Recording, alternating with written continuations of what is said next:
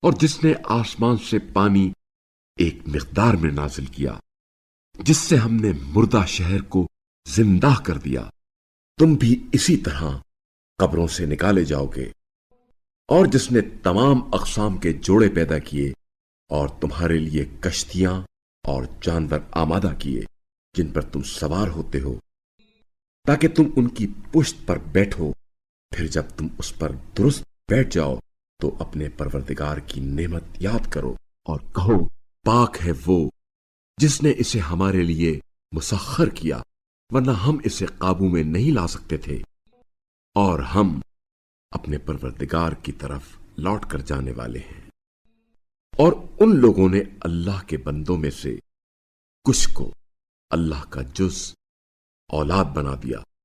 یہ انسان یقیناً کھلا ناشکرا ہے۔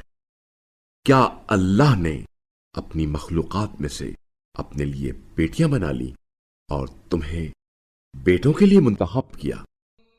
حالانکہ جب ان میں سے کسی ایک کو بھی اس بیٹی کا مژدہ سنایا جاتا ہے جو اس نے خدائے رحمان کی طرف منسوب کی تھی، تو اندر ہی اندر غصے سے پیچ و تاب کھا کر اس کا چہرہ سیاہ ہو جاتا ہے۔ کیا وہ جو زیور ناز و نام میں پلتی ہے اور جھگڑے میں اپنا مدعا واضح نہیں کر سکتی، اللہ کے حصے میں ہے؟ اور انہوں نے فرشتوں کو جو اللہ کے بندے ہیں عورتیں قرار دے دیا۔ کیا انہوں نے ان کو خلق ہوتے ہوئے دیکھا تھا؟